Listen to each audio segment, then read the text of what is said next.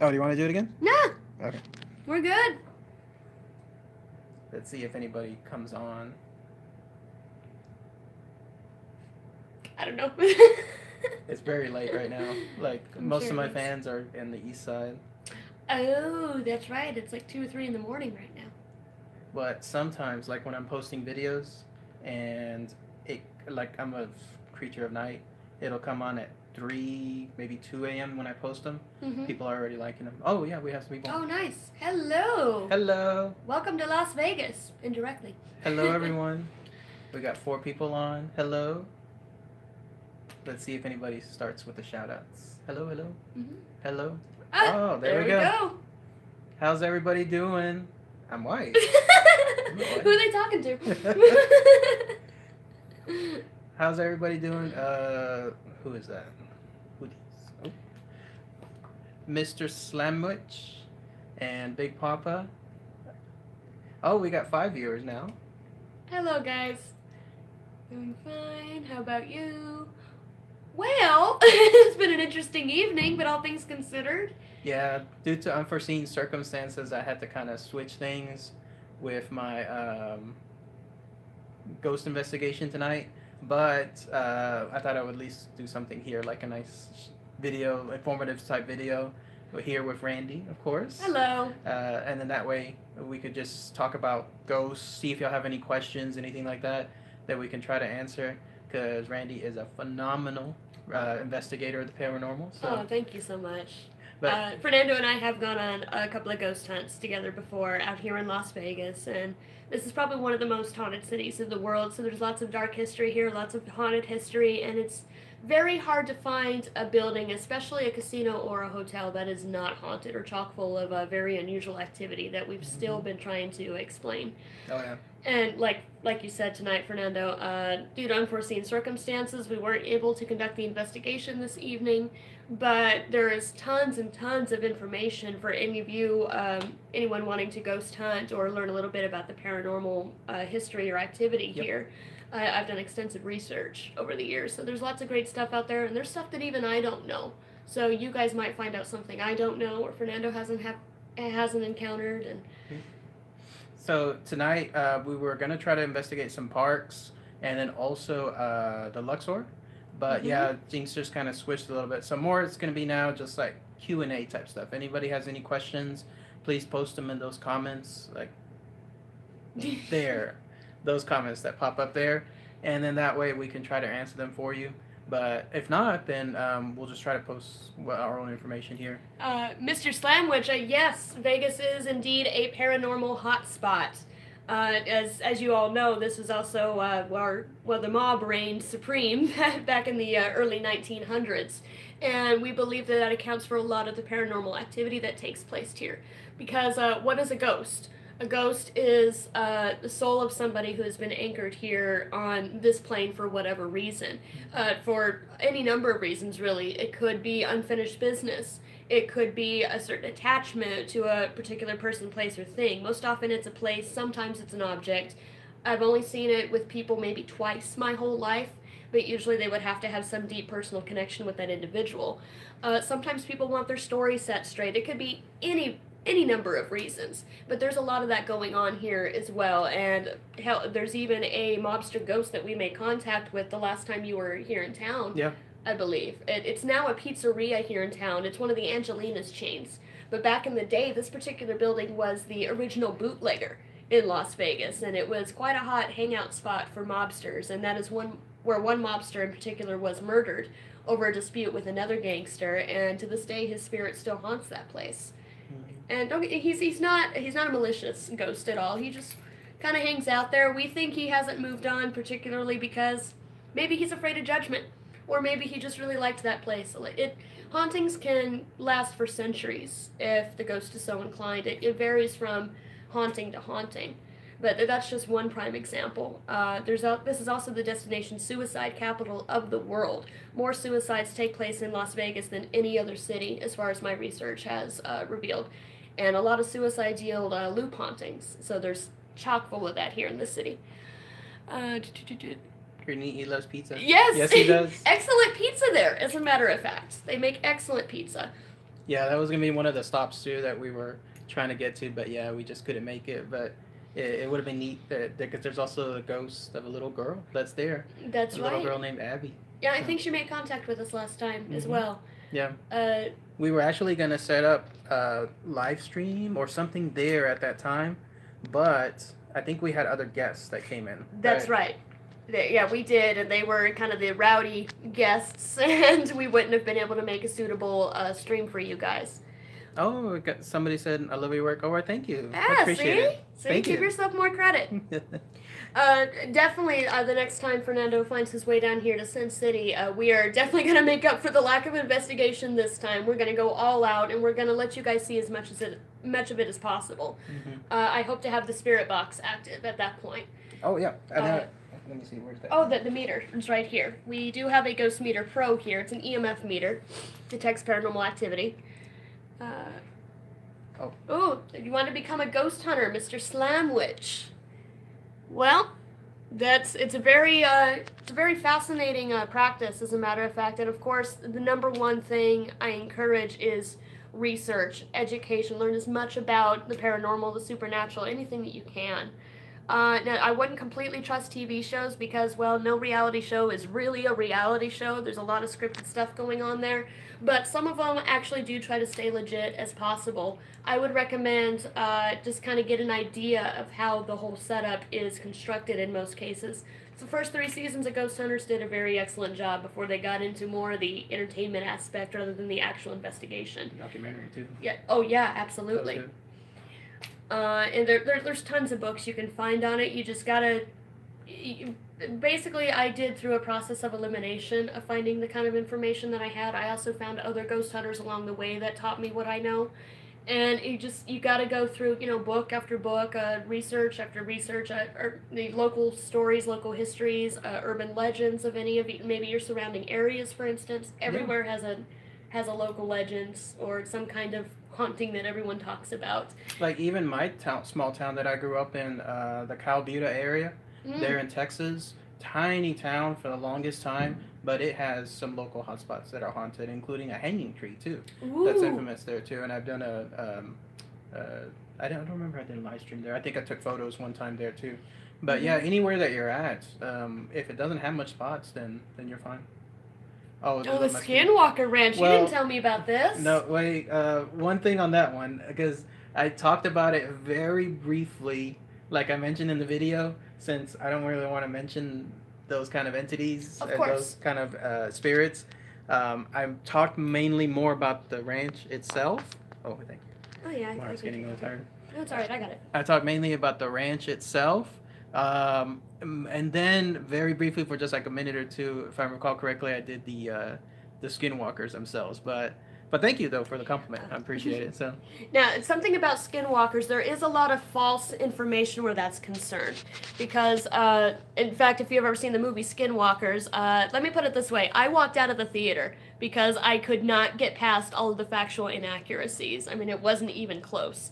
As far as Skinwalker lore, if you're interested in that, it actually hails from Native American culture, if I'm not mistaken. I don't want to, discuss it here on your stream, Fernando, but just out of respect for you. Sure. But I would look into that first and foremost. Mr. Slamwich, as far as what you said about the TV shows, that's exactly what I was mentioning. First couple of seasons of Ghost Hunters was as legit as you could possibly get, but then it got more into faking stuff for entertainment factor, and I've never really been much into Ghost Adventures myself. They have to just keep escalating, in order to do. And honestly, any reality show that uses special effects, I personally can't take seriously. And of course, my particular methods as far as being a ghost hunter are quite different than Zach Bacon's. Out of professional courtesy, I'll just say he works his side of the street and I work mine. Wendigos. I was going to bring that up next, actually. Wendigos or Wendigos? I thought it was pronounced Wendigos. You're probably right, yeah. Tell me about them and how not to... Yes. Those are beings not to be messed with. I keep my playing field just to spirits and ghosts because I know what I'm dealing with there. I know how to deal with them, and they're people.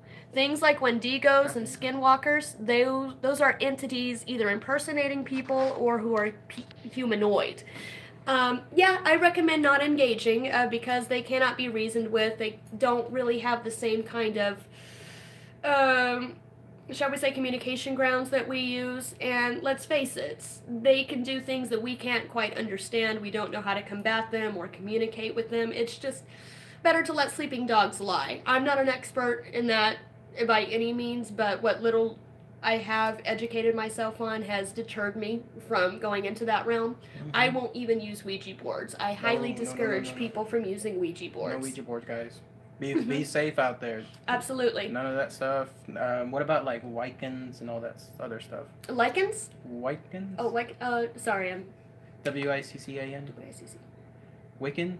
Wiccans, yeah. Wiccans. Actually, that's more of a practice, more of Okay. like a religion in a sense. It's very similar to pagan. That's now they do have their own lores as well. They do have their supernatural elements, their beings, their entities, just like pagans do. Like any kind of religion or practice or some kind of spiritual background they have. Let's see, ghost stories. Those are for a reenactment of ghost stories. I'm sorry, I didn't mean to digress. No, it's fine. But yeah, as far as that's concerned, that's more religious or spiritual practice, and they have their own lore as far as paranormal and supernatural goes. Reenactments, yeah, those are going to be a little bit exaggerated, a little bit embellished, because once again, you've got to entertain the audience, you've got to keep them engaged. That's why I never take anything televised or filmed or everything completely seriously. I will look into it, to check factual accuracies and get some kind of information, or just it may interest me to look into more. But you would actually have to do like research, like look into books and look into recordings of other interactions or histories of whatever could have led up to the haunting being as infamous or famous as it is. And you will come across a lot of false information, a lot of false research, a lot of false books. It's just you got to weed through and just educate yourself as much as possible. And after a while, you're going to get a feel of what is legit and what isn't, especially once you learn the basic rules of thumb of what is paranormal and supernatural and what are hoaxes, what are fakes, and I think for a while what me and Draven were doing, we were debunking I saw potential. That video. We had a few out there. We have a lot more that we still haven't posted yet. We had to go on hiatus for a little while. But we were looking at potential videos where people caught paranormal activity, and we would try to take them apart and debunk them and determine if it was truly paranormal, if it was mistaken as paranormal, or if someone staged the whole thing, which we've come across all three. So it's just basically common sense, your own education, your own knowledge, and just continue to educate yourself and research, and just it's always a growing practice. I'm always still learning based on what I do. Yeah, there was a lady too that when I was at the Paranormal Con earlier this year, she told us, the crowd there, that she had a television crew that filmed an episode of it. I think it was called Ghost Haunting, if I'm not mistaken. If that's probably Ghost Hunters, yeah. What was it? It was not on Travel Channel, but Discovery, something like that. Mm-hmm. But she would tell them this stuff, like from her own research and her own experience and everything, it being from her truth perspective. And they decided, you know what, that's not, to quote unquote, like sexy enough. Like they wanted to ask then, well, do you remember any bad things happening or any worse things happening, or in your own research running into more tales of those people like doing bad things? And she was like, no, there's nothing like that.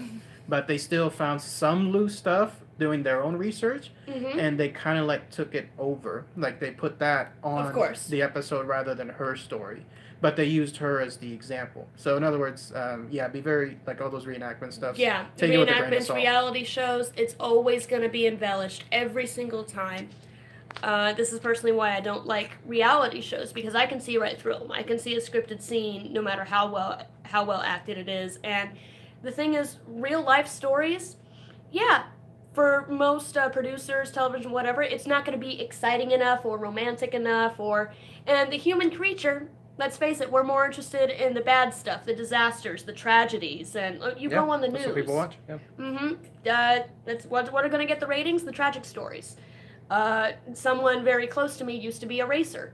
I'm going to keep his identity private, but he even said it's not so much about the winner of the race so much as seeing if someone's going to die on the track. Because if any time someone dies or some kind of tragic accident happens on the racetrack, ratings skyrocket, stocks skyrocket. And that's what reality shows are based off of. Yeah. So I always say take those with a grain of salt and really try to think for yourself where that's concerned. We had some comments come in, though. I didn't look at them yet. Oh, face reveal, yeah, that's... So, Sasquatch on the reservation, you know what? I'm willing to give anything the benefit of the doubt until I can debunk it myself, so I'm willing to give... I'm willing to go with you on that one, Mr. Slamwich. I wish, too, guys, when I was at that Paranormal Con, that we didn't get rained out, because one of the locations we were going to go to was a location of a supposed Sasquatch. Mm-hmm. And that would have been great. Like, it would have been an all-night investigation to try to find out, is a Sasquatch there? But we couldn't do it, guys, because it was rained out. They had to cancel that event. Yeah. Let's see. Let's whatever comments we have. Face reveal, funny bricks. Not sure what you're referring to there. Oh, okay, that's you. I never show this. Look, guys, like, why would I show this face? Look at that. Oh, stop that. There's nothing that stands out. You showed your face on the last hunt we did together. Yeah, but it's like so rare for it to happen. Don't sell yourself short. I think you have a handsome face. Thank you. The store, why anyone was staying inside, but they said there was a Bigfoot around town yelling and messing with dogs. Ooh, that's an interesting story, Mr. Slamwich. Do you have any more details on that? That's something I'd really like to look into. Because even if it wasn't a Sasquatch, it had to have been something to get people's attention. Mm-hmm. Wasn't there just a news article about that? I was going to talk about it on my Cryptids and Monsters. What was it? Somebody was stealing cattle. I can't remember. It's not on top of my head. Was it goats? Was it? No. Because I was gonna go into a chupacabra there, but they prey on goats. Mm-hmm. There's another comment coming in. Oh, okay, 4 or 5. Yeah, okay, that's understandable. And I grew up surrounded by reservations as well, Mr. Slamwich. I grew up out in the boondocks, out in the middle of nowhere. So I saw lots and lots of supernatural activity. Normally it's supposed to Oh wow, yeah. As soon as there's the comments are lagging. Like when something is new, it should jump to it. Our haunted college campus. Would you ever do vids on? I actually did yes. Well, yeah. I did pictures that were at Texas State University in San Marcos, which has the library, the hallway, and the what do they call it? The theater as haunted locations. But if you have a chance to look that up, that's the only one that I've ever done, like in terms of a college campus being haunted. Main reason is because the college universities are so restricted in terms of where you can go. It's not like I can enter these places. Everything that I did there was from outside. So that's why you have to get explicit permission. Yeah. I've tried to investigate some haunted schools here in the valley as well, and I still haven't managed to get inside any of the actual buildings. Fortunately, some of them are haunted enough on the outside. I managed to conduct some decent investigations. But is there a certain story encounter that you got interested in the paranormal? Yeah, is there something that got you interested in it? Nothing that comes to mind. Like it would have been something really when I was young. Mm-hmm. Probably just generic interest, like with the Cryptids and Monsters and the aliens and UFOs. It's just stuff that interests me. That's all it is, really. Like nothing. I haven't had any personal encounter, knock on wood, on that stuff, but nothing like in terms of like an actual. Like if I could pinpoint one single spot, that I would say that's it. No, it's probably just doing, like just learning about the stuff at a young age and being fascinated with it. Mm-hmm. Grew up in BFE, making a documentary about the spooky road. Ooh, I'd watch that. What's BFE? Yeah, what is B? I don't want to guess wrong on this, Venge Anarchist. What is BFE? I'm afraid of guessing wrong there. And stop by to show some love to your channel. Oh, thank you. Oh, that's nice, Oscar. Thank you, Oscar. This guy's great, isn't he? Yeah, I grew up on a spooky road myself. Like I said, the place I grew up around was surrounded by reservations, so I've seen lots of stuff that wasn't always ghosts and spirits. There are other things out there, like skinwalkers are very common, which is why I couldn't sit through the movie, because I've encountered real skinwalkers, and you don't want to cross paths with those. Of course, things like wendigos. Those are also very common around that area. Chupacabras was something that I mentioned earlier, aka goat suckers. There are some other entities that I've come across that I honestly don't know what they're called. I've encountered them once and only once, and never forgot them. Now it's popping up. Heard of the Summer Vile Light? No, Big Papa, can you elaborate? I've never heard of it, have you? I have never heard of that one. If it was something that was suggested before and I haven't gotten to it, guys, just please keep on suggesting it, because I do go back afterward and look at them. Mm-hmm. But no, I haven't heard of that one. Yep. Yeah. And what's the next one? I think where a guy was talking about a weird humanoid creature that looked like an old man on that road. Ooh, that sounds like a skinwalker. Yeah, I've heard of those stories. Yes, where they impersonate the people. Right? Yeah, basically there are two sides of the skinwalker lore. One side is they're the cannibalistic demonic creatures that can impersonate people, or they can look a lot like people, but their behaviors are really weird. Their bodies move weird. Their speech is weird. They don't sound completely right. You can tell there's just something off about them. The other side of it is, yes, we do have an EMF meter here. We're not detecting any activity up here in the room. It may not be a very active spot right now. But the other side of the skinwalker lore is that there are also people who are possessed by other entities, and that's also what causes their bodies to act weird, their faces, their voices, everything to act very weird. The Wandering Jew? The Wandering Jew. That sounds familiar. I haven't really looked into it, though. It does sound very familiar. Please elaborate, Mr. Slamwich. Skinwalkers crawled on their bony elbows? That is one thing that they have been reported to do. They just move very weird. They don't move like people. If I can share a personal story, if that's okay with you guys, like I grew up around out there in the middle of nowhere, and it wasn't common to encounter skinwalker, but it wasn't unheard of. Like Is this your scariest story you told me last time? It might be the one where the guy's running on his knees. Oh, no, you haven't told me that one. Oh, okay. Creepy. I must have been 12, 13 years old. I was hanging out with a little junior high school boyfriend of mine's sister, and we were just walking around in barren, open land, which is not uncommon out there, and it was just her and I minding our own business, walking along a country road, and there was just this raggedy, dirty, beat-up looking, just scraggly guy running towards us very quickly, but the weird thing about it was, and I couldn't believe my eyes, he was on his knees. He was running towards us on his knees, top speed. And he had like a dirty, dingy denim jacket. His face was all dirty and just creepy looking. This guy looked like he'd been through the shredder a couple of times. So he was like this? Yes, he was running on his knees. Right now my heart's pounding just remembering this. No. He didn't do anything to us. He just went up and he looked at Elise, who I was with, and he just went, "Got a light?" And we're just no, thank you. And he just said okay and just continue on his way, and we could not believe what we saw. I thought for the longest time it was some kind of very vivid nightmare. Let's see, we got comments coming in. Let's see. Apparently in the Bible there was a man who mocked Jesus. He was carrying the cross, but Jesus told him, "You shall wander the earth until my return." Is that about the Wandering Jew? I think that's the Wandering Jew story. So far I've UFO reports. I love UFO reports.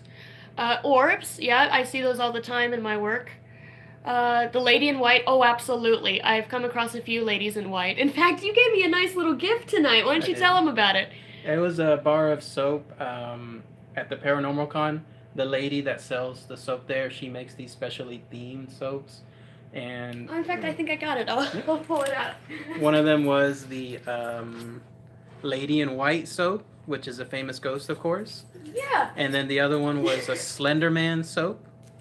I don't know if you can see this, but yeah, Fernando was nice enough to pick that up for a nice little sentimental gift, because I taught him about ladies in white on the last ghost hunt I took him on. In fact, the Fox Ridge Park where we went to with the little boy, there's a lady in white that haunts that park as well. I've been watching for years. Love the channel. Oh, thanks. Yeah, well, see, I told you got lots of love. That's the conclusion of my Skinwalker story as well. I thought I told you about that one. First one, do any real documentation on it. I totally believe that, Evangelicus, because it's real hard to get a fully 100% solid and truly legit documentary, because like I said, stories have to be embellished at least a little bit to keep the audiences engaged. If you don't have an audience, you don't have a show. The show is useless. Yeah. But yeah, I'd be very interested to see that documentary. I'll just keep me abreast of that. And what Fernando keeps looking down on is our EMF meter. We're looking to see if we can pick up any activity. Obviously, we couldn't do a full-on investigation this evening, and we're up on the 4th floor of the Harrah's Hotel. And the Harrah's is haunted. It's just that it has certain hot spots, and I don't think we're nearby one right now. So we keep losing all the comments. My hands on boy. LOL, beautiful girl. Oh, that's very sweet. Ooh, who's the beautiful girl? I'm serious. No, that's Randy. You plotting on me? Randy is gorgeous, guys. Look at her. Oh, stop that! No, I look all. No. I'm not camera ready tonight. No pictures, please. Somebody call me handsome. You're looking at the wrong guy. Oh, stop that! Stop that! Give yourself more credit. Fernando's great, you guys. He's become one of my dearest friends. And oh, sorry, that's. Sorry. That was just the meter going too close to the phone. Yeah, easy. It detects fluctuations in EMF activity, and phones put out very, very high levels of electromagnetic fields, and that's what can give you false readings on these ghost meters. So I always say look out for that when you go on your investigations. Keep any kind of electronics at least within a 3-foot radius, outside of a 3-foot radius of these meters. Marker story sounds so real. Yes. It was very, like I said, even when I tell that story, I don't tell that story very often, but I feel my heart pounding just remembering it. And I have photographic memory, guys. I can't forget anything that I see. So it's creepy story. Oh yeah. Link with you somehow, email or something. Hey, there you go. Well, see, the problem is like there's stuff on comments, and I try to read them all. And then there's stuff on messages, which I don't really get alerts to on YouTube. And then there's stuff that YouTube even hides. Like there's... it gets buried. It gets buried in some kind of spam box. I don't spam it. YouTube does. And so there's no real 100% way for me to check. Because the problem is, guys, I get, no kidding, dozens and dozens on a daily basis in terms of notices and comments. And then it's a lot to buried in there is messages, too. There's no real way like that would work to get me directly in there. Email? Would an email be a better link for you? Well, that's the thing. I don't really like giving my email out from it, but Good morning, cryptocology guy. But probably the best way for me to see it is on my Facebook page. That's probably a good way to start. Yeah. Because I get far less on there, and so when I get a notice there, it just inadvertently stands out more. Anarchist said business email. It might be good to start a business email. Maybe. Well, the thing I is... recommend it. I have a business email myself. Yeah, that's probably that's probably something I'll end up doing. That way you can keep all your business-related stuff in that one particular spot. You don't have to keep weeding through all of the spam, like you said. Yeah. The reason is that I don't really move 100% forward on business stuff on the YouTube channel because I try to keep it just for fun. Oh, of course. No, but even if it's not used specifically, like literally for business, it at least helps you segregate, almost like a file in a way that your YouTube account wouldn't be able to. That is true. So, excellent suggestion, Anarchist. Hello, everyone. Good morning. Well, good morning. And it looks like Big Papa's interested in that documentary as well. That's very interesting. In fact, if you're also covering stuff like, UFOs and other unexplained activities, well, here in Las Vegas, we're only about 2.5 hours from Grim Lake, a.k.a. Area 51. There's tons and tons of activity around that area that still isn't explained. There actually is a local man here in Las Vegas for like the past 15 some odd years. He's been keeping his telescopes on his roof, keeping them all active, and he has caught so many images of UFO activity. It's very fascinating. He actually does have a YouTube channel. What's his name? I'm trying to remember at the moment.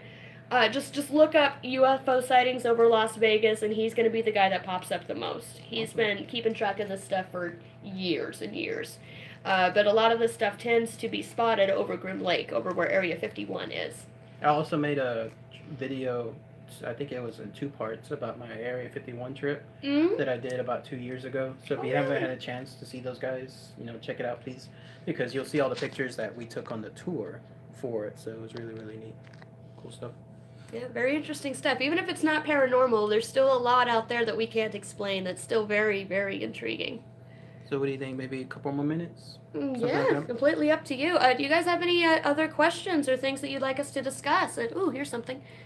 Song, Rosetta Stone, yes. Rosetta Stone? What is that one? That's a... Oh, he got caught up in a shooting? Oh, my goodness. Yeah. I didn't see that. Oh. Good, I'm glad. Yeah, that's the thing about Area 51. They have full authorization to shoot at their discretion. The camel guys, yes. They could shoot just about any... Well, actually, there was a guest who came on one of my ghost hunts a while back, about 2 years ago. She very briefly worked security at Area 51. And basically, if you get within 2 miles of the entrance there, they can give you a warning. And they can give you a warning shot. And they can full-on shoot you if they feel that it's necessary. So be really careful about where you wander. And there's also even a penitentiary between, around like where Good Springs, Jean, Nevada is, going towards state line, where California and Nevada meet. There's a penitentiary there. It was built to be completely indestructible, inescapable. Well, it was not completely inescapable, but it's no longer in operation now, because, well, it's an indestructible building. What do they do with it? Well, there is 24-hour surveillance, state troopers, at least 4 at all times there, trying to keep people from going there. Why are they guarding an empty building? Yeah, I'd like to know too. Makes no sense, right? But I did hear tell of a couple that actually did try to go up there and check it out. And they said, oh yeah, we'll let you know how it goes. We heard from them a few weeks later. They had just gotten out of jail. Mm-hmm. So always do extensive research before you go on any of these kind of investigations. Did you ever see that video of the older ladies that blew by the checkpoint? No. Yeah. It's out there, guys. Check it out if you have a chance. You gotta send me that link. That sounds interesting. I'll see if I can find it after this. But yeah, so there was amateur footage, like vacationers, right there at the checkpoint. The last entry with the gate that goes down that says, do not pass this point at all, whatever, all those warning signs. And, well, no, they didn't even have a gate. That's right. It's just you either go through it or you don't. But there's still all those entry points that say otherwise. Mm-hmm. And all of a sudden, the guy that's filming it, he's on the side of the road, filming into it. A car blazes past. And the car, you can make out from behind that it's 2 older ladies driving it. And the car just zooms past. And no sooner did that happen than the guy shifts upwards towards the camel guys because he immediately wanted to see what their reaction would be. And sure enough, they turn around, like from their hill, and immediately, like punching up dirt, try to go after that car. Like that's how quick it was. Wow. So, and the tour guide that I was on, when I asked him about that video, he said, oh yes, I know about that one. He later said that those ladies, they were obviously stopped, and their story was they had no idea that that was the final stop point, even though all the warning signs said otherwise. That's usually played down. Yeah, but it doesn't always work, but it works. Because they were elderly, they were not booked or put in jail or anything like that. Footage about guys who broke into Area 51? That would be interesting to see. I'm amazed I haven't heard of that. Wow. Because that place is pretty hard to break into. That's one of the hardest places to break into alive. Yeah. Or come out of alive if you do manage to get in. Dude. Now, when you say found footage, is it like Blair Witch found footage where it's like made up stuff? Or is it real found footage? Mm-hmm. Not something that they shot candid, like that's a style that they did for the movie. Any updates on mysterious dog wolf creature shot? I did a video on that, guys. Look at it on the most recent Cryptids and Monsters news.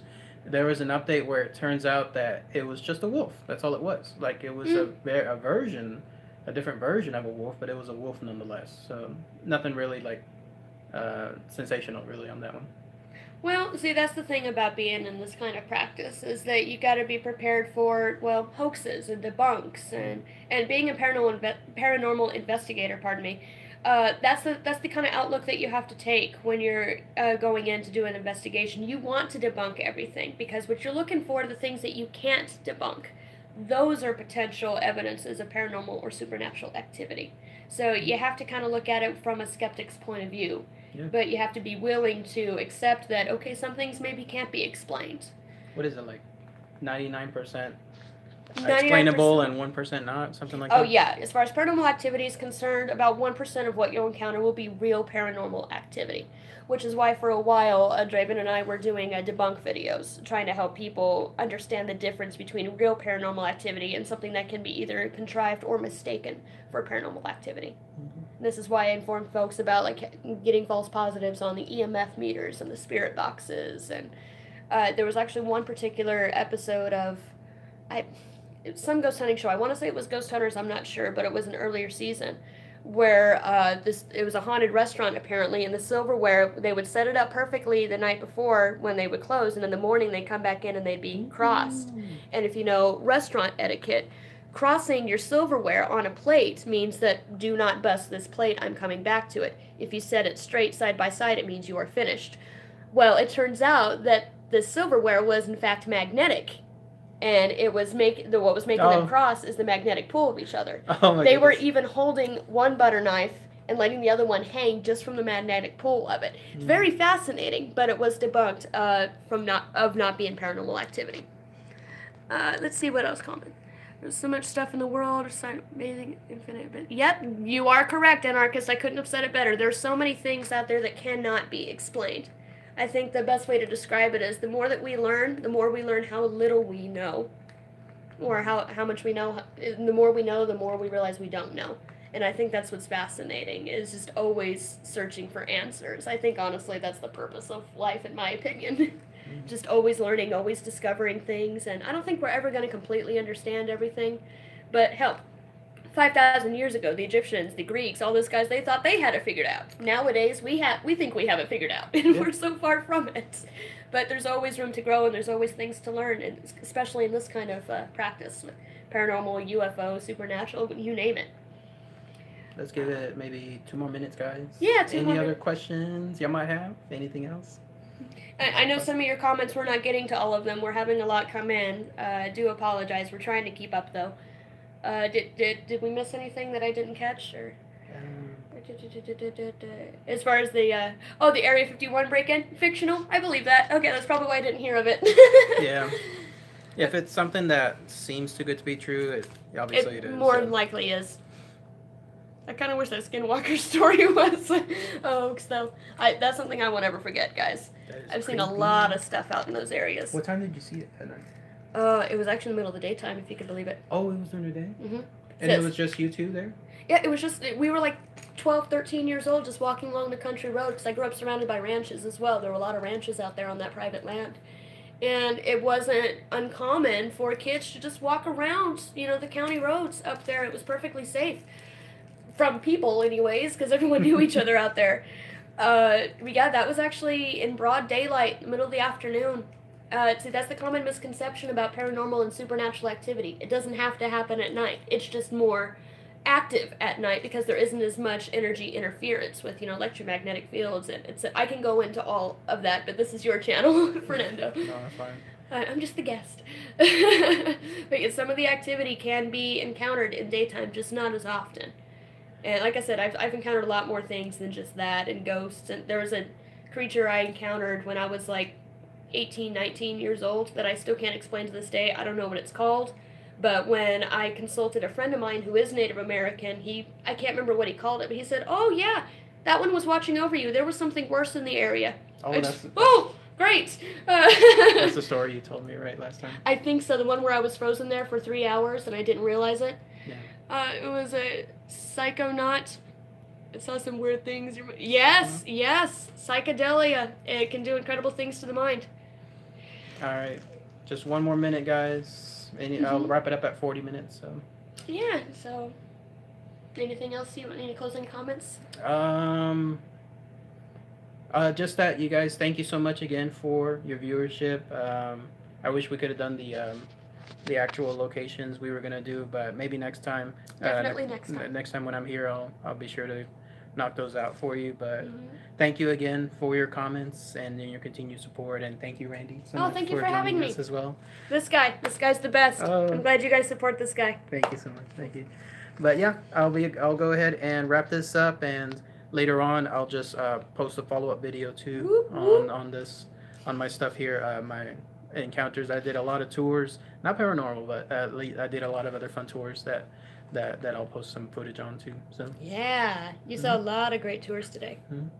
All right, everyone. Peace out. I hope y'all have a great night. Then. Take care, guys. All right. Bye. Look at that. 40 minutes. Perfect.